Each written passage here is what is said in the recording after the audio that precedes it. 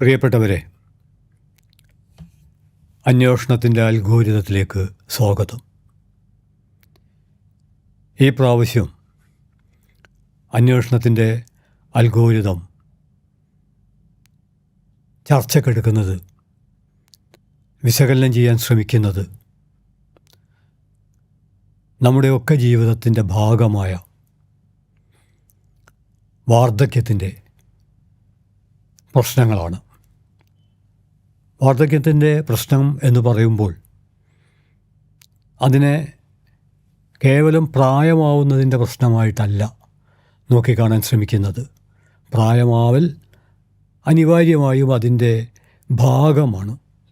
എന്നാൽ ഈ അടുത്ത് കേരളത്തിലെ സർക്കാർ സല്ലാപം എന്ന പേരിൽ ഒരു പദ്ധതിക്ക് രൂപം നൽകിയത് ഇതുവരെ കേരളീയ സമൂഹത്തിൽ ആവിധം ഔദ്യോഗികമായി ഒരു പരിപാടി നിലവിൽ വന്നിട്ടില്ലായിരുന്നു എന്നതിൻ്റെ പശ്ചാത്തലത്തിൽ അതിൻ്റെ തത്വചിന്താപരമായ ഒരു തലത്തെക്കുറിച്ചുള്ള വളരെ സംക്ഷിപ്തമായ, സത്യത്തിൽ ഇത് ഒരു തുടർ അന്വേഷണമാണ്. കാരണം നമ്മുടെ കവിതയിൽ, നമ്മുടെ സാഹിത്യത്തിൽ, നമ്മുടെ ദൈനംദിന സംഭാഷണത്തിൽ, നമ്മുടെ ബന്ധ മാതൃകകളിൽ ഒക്കെ എപ്രകാരമാണ് ഈ ഒരു കാര്യം പ്രവർത്തിക്കുന്നത് എന്ന് നാം അതിൻ്റെ സൂക്ഷ്മതയിലും സമഗ്രതയിലും സങ്കീർണതയിലും ഒക്കെ അനിവാര്യമായും തിരിച്ചറിയേണ്ടതുണ്ട്. അത്തരമൊരു തിരിച്ചറിവിൻ്റെ വിനീതമായൊരു തുടക്കം എന്ന നിലയിൽ മാത്രമാണ് അന്വേഷണത്തിൻ്റെ അൽഗോരിതത്തിലെ ഈ ഒരു ആലോചന. ഈ ആലോചന ആരംഭിക്കുമ്പോൾ എങ്ങനെ വേണമെങ്കിലും ആരംഭിക്കാം, എവിടെ നിന്നും ആരംഭിക്കാം. പക്ഷേ ഞാൻ ആരംഭിക്കുന്നത്, തുടങ്ങുന്നത് മലയാളത്തിൻ്റെ പ്രിയ കവി രാവുണ്ണിയുടെ വേലി എന്ന കവിതയിൽ നിന്നാണ്. ആ പ്രയോഗം തന്നെ പ്രധാനമാണ്. നമുക്കറിയാം, ഇന്ന് ആ വിധം വേലികളില്ല. വേലികൾ ഒരു ഗൃഹാതുരത്വത്തിൻ്റെ ഭാഗമാണ്. ഇന്ന് ആ സ്ഥാനത്തുള്ളത് അരപ്പൊക്കവും മുഴുപ്പൊക്കവുമുള്ള കൂറ്റൻ മതിലുകളാണ്. ചില മതിലുകളിൽ കുപ്പിച്ചില്ല് പതിച്ചിട്ടുണ്ട്, മറ്റു ചില മതിലുകളിൽ അകത്ത് നായ്ക്കളുണ്ട് എന്ന ബോർഡും വെച്ചിട്ടുണ്ട്. അങ്ങനെ നമ്മുടെ ജീവിതം മതിലുകൾക്കകത്തായി മാറുന്ന ഒരു കാലത്ത് അതിന് അനുകൂലമോ പ്രതികൂലമോ ആയല്ല ഞാൻ സംസാരിക്കാൻ ശ്രമിക്കുന്നത്. വേലിയിൽ നിന്ന് നമ്മുടെ സമൂഹം മതിലിലേക്ക് മാറി. പക്ഷേ എന്നാലും വേലി എന്നുള്ളത് നമ്മുടെ ഭാഷയിലെ ഒരു പ്രയോഗമായി തുടരുകയാണ്. കവിതയുടെ പേര് വേലി എന്നാണ്. ആ കവിതയിൽ നിന്ന് ഈ വിഷയവുമായി ബന്ധപ്പെട്ട അന്വേഷണത്തിൻ്റെ ഒരു തുടക്കം ഞാൻ കണ്ടെത്തുന്നത് അതിലെ ഒരു വരിയാണ്. ആ വരി എന്നെ ആഴത്തിൽ സ്വാധീനിക്കുകയുണ്ടായി. ആ വരി ഇതാണ്: ഒറ്റയ്ക്കിരിക്കുമ്പോൾ ലജ്ജ തോന്നുന്നു. ഒറ്റയ്ക്കിരിക്കുമ്പോൾ ലജ്ജ തോന്നുന്നു. സത്യത്തിൽ നമ്മൾ നമ്മുടെ ജീവിതത്തിൽ കൊള്ളാവുന്ന കാര്യങ്ങൾ മാത്രം ചെയ്യാൻ അവസരം കിട്ടുകയാണെങ്കിൽ, കൊള്ളാവുന്ന കാര്യങ്ങൾ കേൾക്കാൻ മാത്രം അവസരം കിട്ടുകയാണെങ്കിൽ, കൊള്ളാവുന്ന കാര്യങ്ങളിൽ മാത്രം കോരിത്തരിക്കുന്ന ഒരവസ്ഥ ജീവിതത്തിൽ ഉണ്ടായിത്തീരുകയാണെങ്കിൽ ഒറ്റയ്ക്കിരിക്കുമ്പോൾ ലജ്ജ തോന്നേണ്ട ഒരു കാര്യവുമില്ല. മറിച്ച് ആ ഒറ്റയ്ക്കുള്ള ഇരിപ്പ് ഒരു നിർവൃതിയായി നമ്മുടെ ഉള്ളിൽ നിറയും. ആ ഇരിപ്പിൽ നമ്മുടെ ഉള്ളിൽ പുളകത്തിൻ്റെ പൂക്കൾ വിടരും. എന്തുകൊണ്ടെന്നാൽ ഒറ്റയാവൽ എന്നുള്ളത് ഒറ്റപ്പെടൽ അല്ല. ഇംഗ്ലീഷിൽ ലോൺലിനെസ് എന്നുള്ളത് ഒറ്റപ്പെടലിനെ സൂചിപ്പിക്കുമ്പോൾ സോളിറ്റ്യൂഡ് എന്നുള്ളത് ഒറ്റയാവൽ എന്ന അവസ്ഥയെയാണ് അടയാളപ്പെടുത്തുന്നത്. ഒറ്റയാവൽ എന്നുള്ളത് നമ്മുടെ നിയന്ത്രണത്തിലാണ്. നമ്മളാണ് തീരുമാനിക്കുന്നത്. നാം ഏതെങ്കിലും ഒരു ഗൗരവമായ പ്രവർത്തനത്തിൽ ഏർപ്പെടുമ്പോൾ, അത് വായനയാവട്ടെ, നമ്മുടെ തൊഴിലാവട്ടെ, ഏതെങ്കിലും സാന്ദ്രമായ ബന്ധത്തിൽ നമ്മൾ ഏർപ്പെടുന്നതാവട്ടെ, അപ്പോഴൊക്കെ നാം നമ്മുടെ മുഴുവൻ ഊർജവും നമ്മിലേക്ക് മാത്രമായി കേന്ദ്രീകരിച്ചുകൊണ്ട് ആ കേന്ദ്രീകരിക്കലിൽ നമ്മുടെ ചുറ്റുമുള്ള ജീവിതമുണ്ട്, പക്ഷേ താൽക്കാലികമായെങ്കിലും നമ്മൾ ഒറ്റയാവുകയാണ്. എന്നാൽ ഒറ്റപ്പെടുത്തൽ എന്ന് പറയുന്നത് ബാഹ്യ സമ്മർദ്ദങ്ങളുടെ ഭാഗമായി മറ്റുള്ളവരാൽ നമ്മൾ മാറ്റി നിർത്തപ്പെടുന്ന അവസ്ഥയാണ്. അത് വേദനാജനകമാണ്.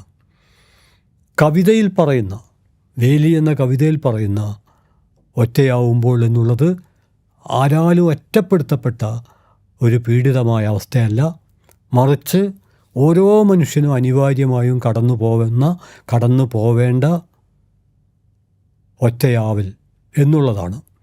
നമുക്കറിയാം, നമ്മുടെ ജീവിതത്തിൻ്റെ പ്രധാനപ്പെട്ട വഴിത്തിരിവുകളിലൊക്കെ നമ്മൾ ഒറ്റയായിരിക്കും.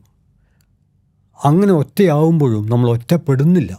മാത്രമല്ല, നമ്മളുടെ ഒറ്റയാവൽ മറ്റുള്ളവരുടെ സാന്നിധ്യം കൊണ്ട് നിറപ്പകിട്ടുള്ള ഒന്നായിട്ട് മാറുകയും ചെയ്യുന്നു എന്ന് നമുക്കറിയാൻ പറ്റും.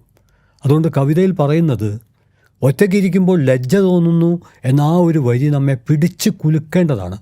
കാരണം ജീവിതത്തിൻ്റെ സമ്മർദ്ദങ്ങൾക്ക് വിധേയമായി നാം പലതരം വേഷങ്ങൾ കെട്ടിയാടാൻ വിധിക്കപ്പെടുന്നു. നമുക്കിഷ്ടമുണ്ടെങ്കിലും ശരി, ഇഷ്ടമില്ലെങ്കിലും ശരി, നമ്മുടെ ദൈനംദിന ജീവിതത്തിൽ നാം നിത്യേന എന്നോണം എത്രയെത്ര വേഷങ്ങളാണ് കെട്ടിയാടിക്കൊണ്ടിരിക്കുന്നത്. കവിതയിൽ പറയുന്നുണ്ട്, ഉള്ളിൽ തോന്നുന്നതൊന്ന്, പറയുന്നത് മറ്റൊന്ന്, ചിന്തിക്കുന്നതൊന്ന്, ചെയ്യുന്നതൊന്ന്, ഓർക്കുവാനിച്ഛിക്കുന്നതൊന്ന്, ഓർക്കുന്നതൊന്ന്. നമ്മുടെ ജീവിതത്തിൽ കടന്നു വരുന്ന ഒരു വൈരുദ്ധ്യത്തെക്കുറിച്ചാണ്. അതായത് ഉള്ളിൽ തോന്നുന്നതൊന്ന്, പറയുന്നത് വേറൊന്ന്. ഉള്ളിൽ തോന്നുന്നത് പറയാൻ കഴിയാതെ പോകുന്ന ഒരവസ്ഥ, ഉള്ളിലുണ്ടാക്കുന്ന ഒരു ഉത്കണ്ഠ, ഭാരം ആലോചിച്ച് നോക്കൂ, എത്ര കൂടുതലായിരിക്കും. ആ വിധമുള്ള ഒരു നാടോടി കഥ വായിച്ചത് ഓർമ്മയിലുണ്ട്. ആ കഥ ഇങ്ങനെയാണ്. ഒരു വീട്ടിൽ തൻ്റെ മകനോടൊപ്പം, മകൻ്റെ ഭാര്യയോടൊപ്പം, മരുമകളോടൊപ്പം കഴിഞ്ഞു വരവേ ഒരു സ്ത്രീ അനുഭവിക്കുന്ന, ഒരമ്മ അനുഭവിക്കുന്ന ഒരു ദുഃഖത്തെക്കുറിച്ച് പറയുന്നുണ്ട്. അവരെ ആരും പ്രായം കൂടിയതുകൊണ്ട് പരിഗണിക്കുന്നില്ല, അവർ ഒഴിച്ചു നിർത്തുകയാണ്. ഒരുതരം ഒറ്റപ്പെടുത്തപ്പെടൽ അവർക്ക് അനുഭവപ്പെടുന്നു. അതിൽ നിന്ന് പുറത്തു കടക്കാൻ വേണ്ടി അവർ കണ്ട ഒരു ഉപായം കൂടുതൽ ഭക്ഷണം കഴിച്ചുകൊണ്ടേയിരിക്കുക എന്നുള്ളതാണ്. അങ്ങനെ ഭക്ഷണം കഴിച്ച് അവർ വല്ലാതെ തടിച്ചു. അപ്പം മകൻ്റെയും മരുമകളുടെയും പരിഹാസം അവരുടെ തടിച്ച ശരീരത്തെക്കുറിച്ചായി. ആദ്യം പ്രായത്തെക്കുറിച്ചായിരുന്നു, പിന്നെ തടിച്ച ശരീരത്തെക്കുറിച്ചായി. അവർക്ക് വല്ലാത്ത മാനസിക അസ്വസ്ഥത നേരിട്ടു. അവർ ഒരു ദിവസം വീട് വിട്ട് ഇറങ്ങിപ്പോയി. എന്നിട്ട് അവർ നടന്ന് ഒരു സ്ഥലത്ത് എത്തിയപ്പോൾ അവിടെ 4 ചുമരുകൾ മാത്രമുള്ള, കയറി നിന്നാൽ തുറന്ന ആകാശം കാണാവുന്ന ഒരു വീട് കണ്ടു. അവരാ വീട്ടിലേക്ക് കയറി ചെന്നു. എന്നിട്ട് തൻ്റെ ഉള്ളിലുള്ള എല്ലാ സംഘർഷങ്ങളും, തനിക്ക് പറയാനുള്ളതെല്ലാം അവരുറക്കെ പറയാൻ തുടങ്ങി. ആ പറച്ചിൽ തുടങ്ങുമ്പോൾ തന്നെ ഒന്നാമത്തെ ചുമര് മറിഞ്ഞു വീണു. അങ്ങനെ അവർ തനിക്ക് പറയാനുള്ളതെല്ലാം പറഞ്ഞു കഴിഞ്ഞപ്പോൾ ചുമരുകളെല്ലാം ഇടിഞ്ഞു വീണു. നാടോടി കഥ പറയുന്നത് അതോടെ അവരുടെ ശരീരം മെലിഞ്ഞു, അവർ കൂടുതൽ ഊർജ്ജസ്വലമായി. ഈ കഥ സൂചിപ്പിക്കുന്നത് ഉള്ളിൽ തോന്നുന്നത് പുറത്ത് പറയാനാവാതെ ഉള്ളിൽ തന്നെ കെട്ടിക്കിടന്നാൽ ഒരു മനുഷ്യനുണ്ടാവുന്ന വീർപ്പുമുട്ടൽ, അതിൻ്റെ ഒരു വല്ലായ്മയാണ് ഈ കഥ പങ്കുവെക്കുന്നത്. ഇതിനെയാണ് നമ്മൾ വേറൊരർത്ഥത്തിൽ ആവിഷ്കാരം എന്ന് വിളിക്കുന്നത്. ഞാൻ അതല്ല വിശദീകരിക്കുന്നത്. ഞാൻ പറയാൻ ശ്രമിക്കുന്നത്, ഉള്ളിൽ തോന്നുന്നതൊന്ന്, പറയുന്നതൊന്ന്, ചിന്തിക്കുന്നതൊന്ന്, ചെയ്യുന്നതൊന്ന്, ഓർക്കുവാനിച്ഛിക്കുന്നതൊന്ന്, ഓർക്കുന്നതൊന്ന്. ഇവിടെ നാം ആലോചിക്കേണ്ടത്, നമുക്ക് തോന്നുന്നത് പറയാൻ കഴിയുകയും പറയുന്നത് ചെയ്യാൻ കഴിയുകയും ആ ചെയ്യുന്നതിൽ നമ്മളും മറ്റുള്ളവരും ആഹ്ലാദിക്കുകയും ചെയ്യുകയാണെങ്കിൽ ഉറപ്പ്, ഒരു സംശയവുമില്ല, ഒറ്റയ്ക്കിരിക്കുമ്പോൾ ലജ്ജിക്കേണ്ടി വരില്ല. ആ ഒറ്റയ്ക്കിരിപ്പ് ആഹ്ലാദമായി തീരും. അതുകൊണ്ട് ഒറ്റയാവുക എന്നുള്ളത് സ്വന്തം തീരുമാനത്തിൻ്റെ ഭാഗമായിരിക്കുമ്പോൾ, അല്ലെങ്കിൽ ജീവിതത്തിൻ്റെ ഒരു അനിവാര്യ ഭാഗം എന്ന നിലയിൽ സംഭവിക്കുമ്പോൾ അത് സത്യത്തിൽ സാധ്യതയാണ്. എന്നാൽ പല കാരണങ്ങളാൽ, പ്രായം കൂടിയതുകൊണ്ടാവാം, രോഗം വന്നതുകൊണ്ടാവാം, നിറത്തിൻ്റെ പേരിലാവാം, പണമില്ലാത്തതിൻ്റെ പേരിലാവാം, പ്രതാപമില്ലാത്തതിൻ്റെ പേരിലാവാം, പദവികളില്ലാത്തതിൻ്റെ പേരിലാവാം, ഒറ്റപ്പെടുത്തപ്പെടുമ്പോൾ അതൊരു മനുഷ്യനുണ്ടാക്കുന്ന വല്ലാത്ത അസ്വസ്ഥത. അത് നമുക്ക് പതിവ് മാനദണ്ഡങ്ങൾ വെച്ച് അടയാളപ്പെടുത്താൻ കഴിയില്ല. എന്നാൽ അങ്ങനെ പറയുമ്പോഴും ഈ കവിതയിൽ തന്നെ പറയുന്നുണ്ട്, തെരുവിലൊരു മുഖം, ആപ്പീസിലൊരു മുഖം, മൈതാനത്തും പ്രസംഗപീഠത്തിലും കോടതി മുറിയിലും മദ്യഷാപ്പിലും കിടപ്പുമുറിയിലും ഓരോരോ മുഖം. ഓരോ സ്ഥാനത്തിനും വേലി കെട്ടി തിരിച്ച് എത്ര മുഖവും ശരീരവുമാണ് ഈശ്വര ഞാൻ കൊണ്ടു നടക്കേണ്ടി വരുന്നത് എന്ന് പറയുന്നുണ്ട്. അതായത് ഇതിൽ രണ്ട് പ്രശ്നമുണ്ട്. ഒരു മനുഷ്യനും എല്ലാ സന്ദർഭത്തിലും ഒരേപോലെ പെരുമാറേണ്ടതില്ല, പെരുമാറാൻ കഴിയില്ല.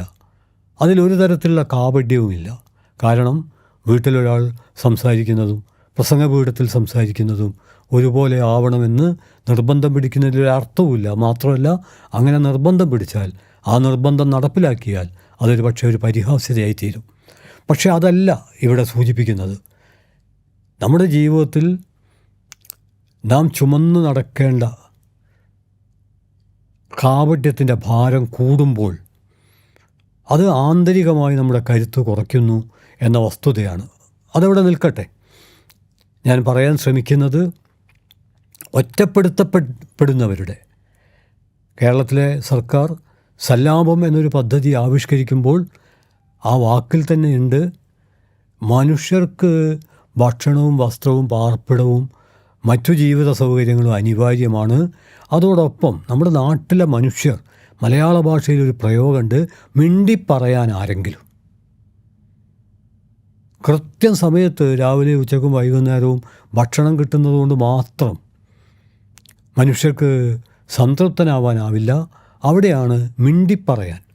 മിണ്ടിപ്പറയുക എന്നുള്ളത്, പരസ്പരമുള്ള ആശയവിനിമയം എന്നുള്ളത്, അനുഭവവിനിമയം എന്നുള്ളത്, അനുഭൂതി വിനിമയം എന്നുള്ളത് മനുഷ്യാസ്തിത്വത്തെ സംബന്ധിച്ചിടത്തോളം അനിവാര്യമാണ്. എന്നാൽ മനുഷ്യബന്ധങ്ങൾ കുറഞ്ഞു വരുന്ന മുറക്ക്, അങ്ങനെ കുറയാൻ പല കാരണങ്ങളുമുണ്ട്. ഓരോ കാരണവും പ്രസക്തമായിരിക്കും. അതെല്ലാം പഠിച്ച് അപഗ്രഥിക്കപ്പെടേണ്ടതുണ്ട്.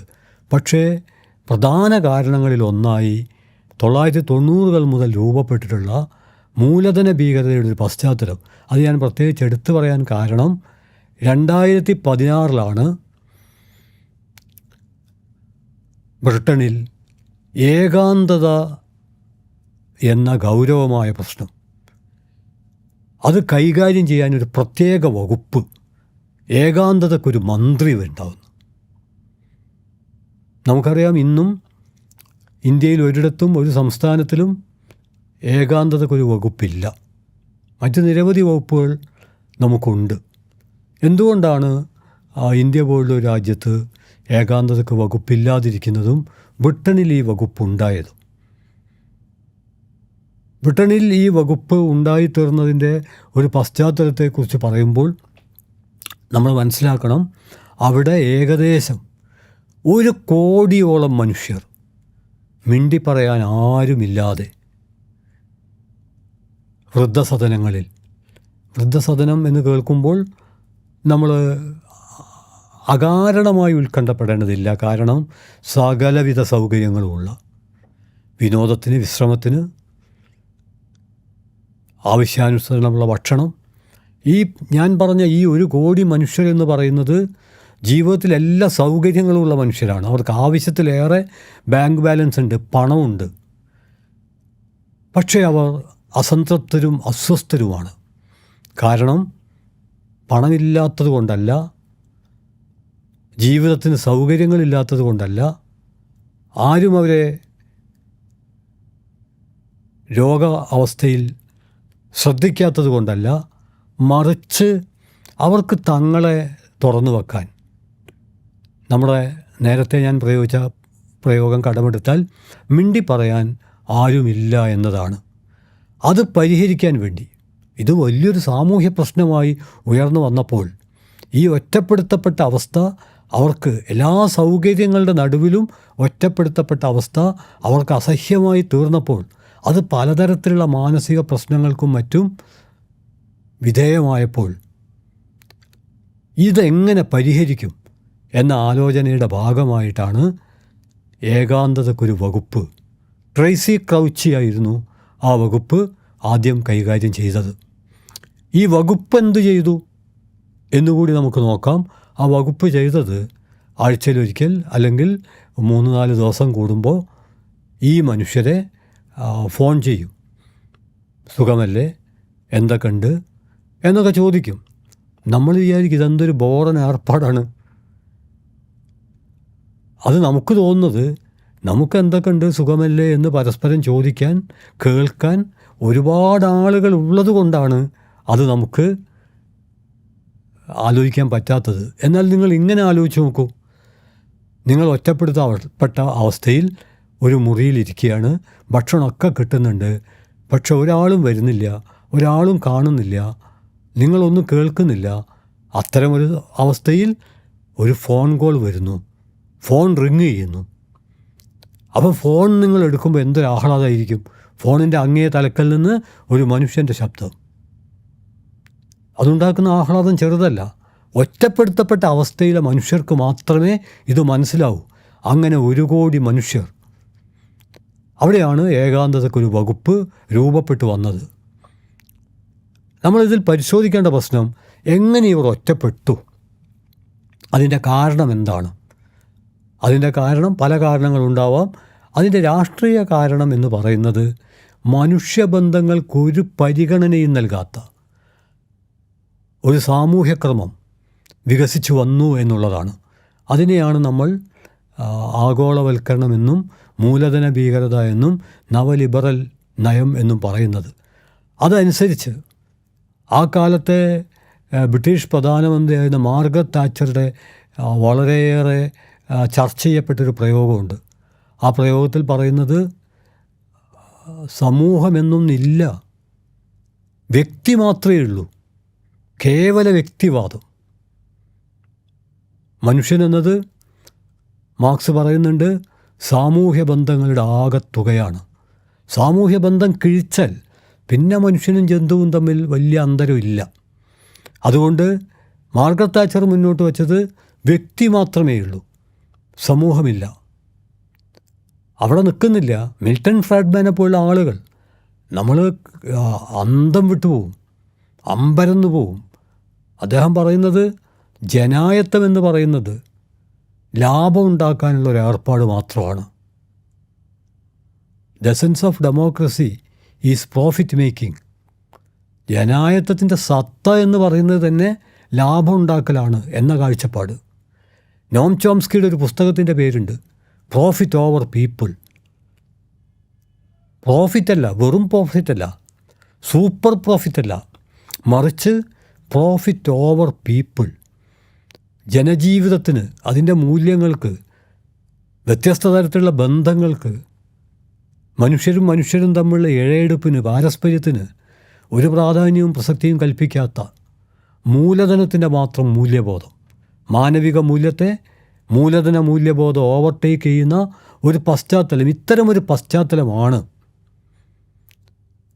ഒരു വലിയ വിഭാഗം മനുഷ്യരെ, പ്രത്യേകിച്ചും പ്രായമുള്ള മനുഷ്യരെ, അവർക്ക് തൊഴിൽ ചെയ്യാനില്ല. കാരണം അവരുടെ തൊഴിൽ കാലാവധി അവസാനിച്ചു കഴിഞ്ഞു.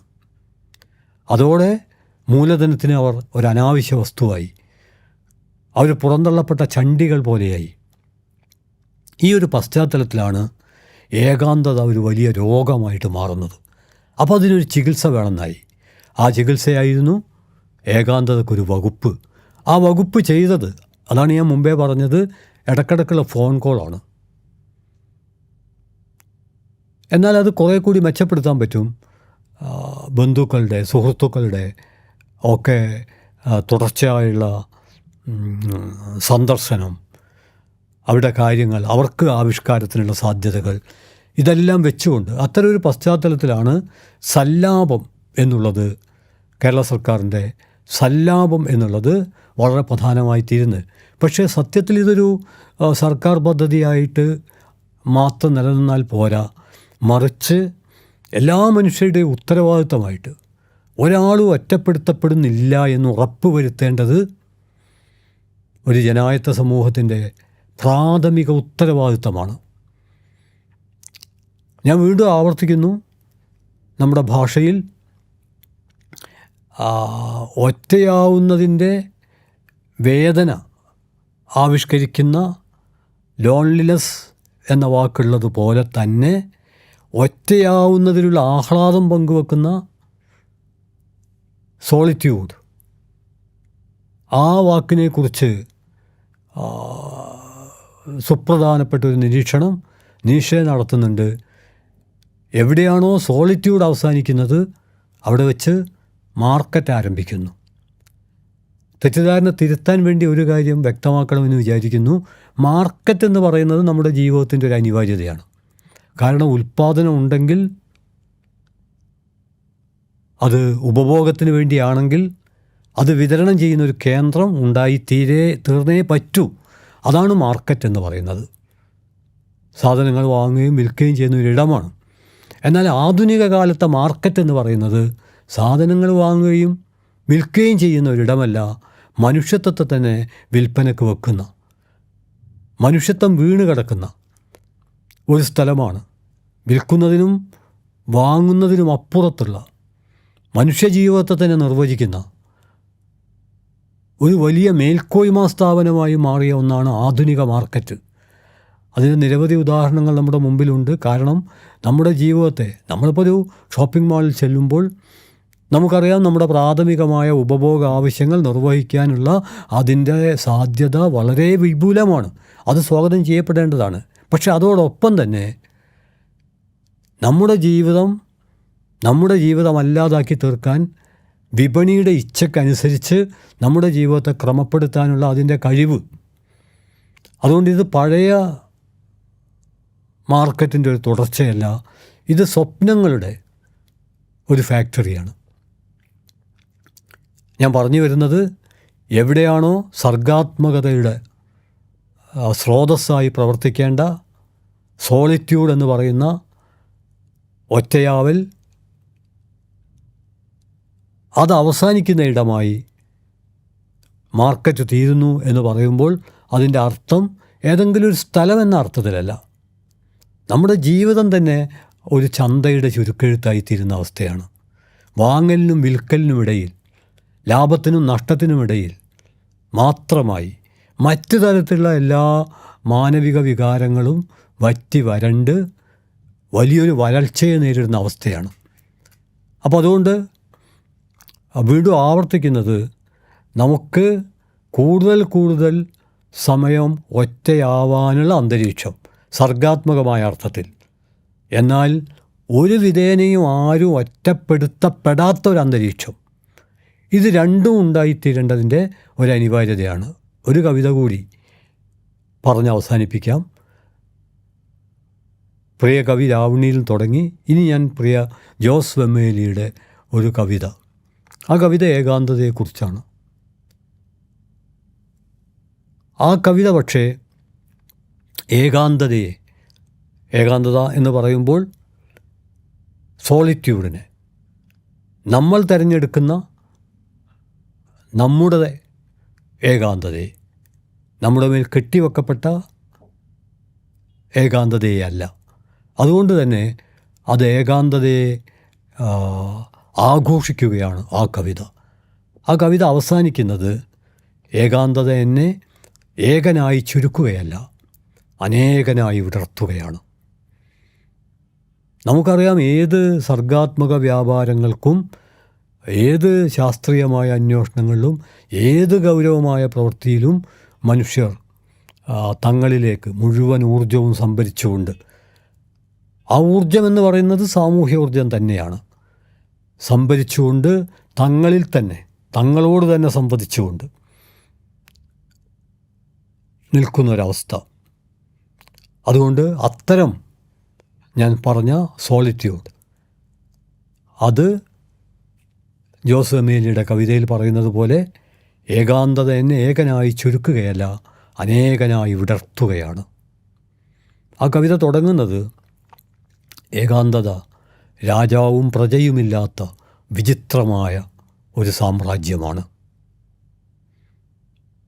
ആ ലോകത്ത് രാജാവില്ല, പ്രജയില്ല. മറ്റൊരർത്ഥത്തിൽ പറഞ്ഞാൽ ഒരു തരത്തിലുള്ള ആധിപത്യവുമില്ല, ഒരു തരത്തിലുള്ള വിധേയത്വവുമില്ല. ആവിഷ്കാരത്തിൻ്റെ ലോകമാണത്. എത്ര മനോഹരമാണത് എന്നാലോചിച്ച് നോക്കൂ.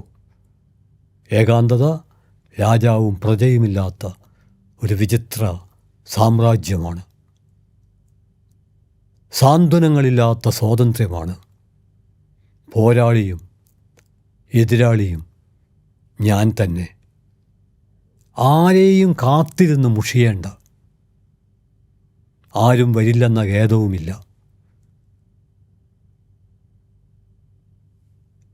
ഇത്തരത്തിലുള്ള ഒരു സോളിറ്റ്യൂഡ്, അതായത്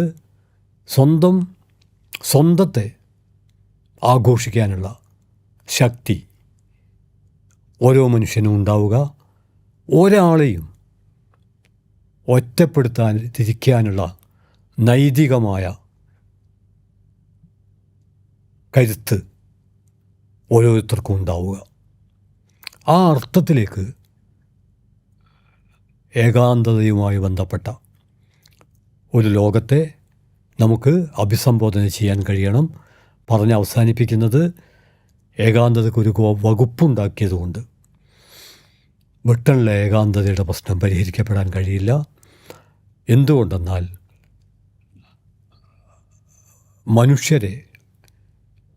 മനുഷ്യരല്ലാതാക്കുന്ന മാനവിക മൂല്യങ്ങളെ, മൂലധന മൂല്യങ്ങൾ ഓവർടേക്ക് ചെയ്യുന്ന ഒരു രാഷ്ട്രീയ അധികാരം നിരന്തരം തുടർന്നുകൊണ്ട് ആ തുടർച്ചയ്ക്ക് കീഴിൽ താൽക്കാലികമായ ചില പരിഹാരമാർഗങ്ങൾ എന്ന നിലയിൽ മാത്രമായിരിക്കും അത് പ്രവർത്തിക്കുക. അതും ആശ്വാസകരമാണ്. എങ്കിൽ തന്നെയും അതിനപ്പുറത്തുള്ള, അങ്ങനെ ആലോചിക്കുമ്പോഴാണ് പരിമിതികൾക്കിടയിൽ നിന്നുകൊണ്ട് കേരളത്തിൽ, പ്രത്യേകിച്ചും കേരളീയ സമൂഹത്തെക്കുറിച്ച് നമ്മൾ പറയുമ്പോൾ നമുക്ക് വളരെ വ്യക്തമായും മനസ്സിലാവും. മുമ്പൊരു എപ്പിസോഡിൽ പറഞ്ഞു എന്നാണ് ഞാൻ വിചാരിക്കുന്നത്, 100 വയസ്സുള്ള മനുഷ്യരുടെ ഒരു ഒത്തുചേരൽ ഏതെങ്കിലും ഒരു പ്രദേശത്ത് സംഘടിപ്പിക്കണം എന്ന് നമ്മൾ വിചാരിച്ചാൽ സംഘടിപ്പിക്കാൻ കഴിയുന്ന തരത്തിൽ ആയുർദൈർഘ്യം വളരെ വളർന്നു കഴിഞ്ഞ ഒരു പശ്ചാത്തലത്തിൽ ഈ മനുഷ്യരുടെ ആവിഷ്കാര സാധ്യതകൾക്ക് എല്ലാവിധ അനുകൂല പശ്ചാത്തലവും ഒരുക്കേണ്ടത് ആധുനിക സമൂഹത്തിൻ്റെ ഉത്തരവാദിത്തമാണ്. അത്തരമൊരു ഉത്തരവാദിത്തത്തിൻ്റെ സാക്ഷാത്കാരത്തിന് കേരള സർക്കാരിൻ്റെ സല്ലാപം, ആ വാക്ക് വളരെ ഹൃദയസ്പർശിയാണ്. കാരണം അത് വെറും സംഭാഷണമല്ല, അത് വെറും ഫോൺ കോൾ അല്ല, അതിൽ കുറേ കൂടി ആഴത്തിലുള്ള ഒരു മനുഷ്യ സാന്നിധ്യമുണ്ട്. അത് മനുഷ്യപ്പറ്റിൻ്റെ ഒരു മാനിഫെസ്റ്റോയാണ്. അതുകൊണ്ട് ഈ ഒരു സന്ദർഭത്തിൽ അത്തരത്തിലുള്ള ഒരു ചുവടുവെപ്പ് സർക്കാർ നേതൃത്വത്തിൽ മാത്രമുണ്ടായാൽ പോരാ. ഓരോ പ്രദേശത്തും ഒരുവിധ കാരണത്താലും, രോഗം കൊണ്ടോ നിറം കൊണ്ടോ പ്രായം കൊണ്ടോ പദവി കൊണ്ടോ ഒരു മനുഷ്യനും ഒറ്റപ്പെടുത്തപ്പെടുന്നില്ല എന്ന് ഉറപ്പ് വരുത്തേണ്ടത് ഒരാളുടെ അല്ല, എല്ലാവരുടെയും ഉത്തരവാദിത്തമാണ് എന്ന് മാത്രം സംക്ഷിപ്തമായി സൂചിപ്പിക്കാനാണ് അന്വേഷണത്തിൻ്റെ അൽഗോരിതത്തിൽ ഇപ്പോൾ ശ്രമിക്കുന്നത്. വിശദമായ ആലോചന ആവശ്യപ്പെടുന്ന, വലിയ സംവാദം ഉണ്ടായിത്തീരേണ്ട, ഒരുപക്ഷെ നമ്മുടെ കാലം ഇനി അഭിമുഖീകരിക്കേണ്ടി വരുന്ന പ്രധാനപ്പെട്ട പ്രശ്നങ്ങളിൽ ഒന്നായി തീർന്നു കഴിഞ്ഞ ഒന്നിനെക്കുറിച്ചാണ്. പക്ഷേ വേണ്ടത്ര അതേക്കുറിച്ചുള്ള ബോധ്യം ഉണ്ടാകുന്നില്ല ചിലർക്കെങ്കിലും എന്നുള്ളത് കൊണ്ടാണ് അന്വേഷണത്തിൻ്റെ അൽഗോരിതം ഈ ഒരു വിഷയത്തിനൊരാമുഖം എന്ന അർത്ഥത്തിൽ തൽക്കാലം ഇത്രമാത്രം പറയുന്നത്. നിങ്ങൾക്കെൻ്റെ അഭിവാദ്യങ്ങൾ.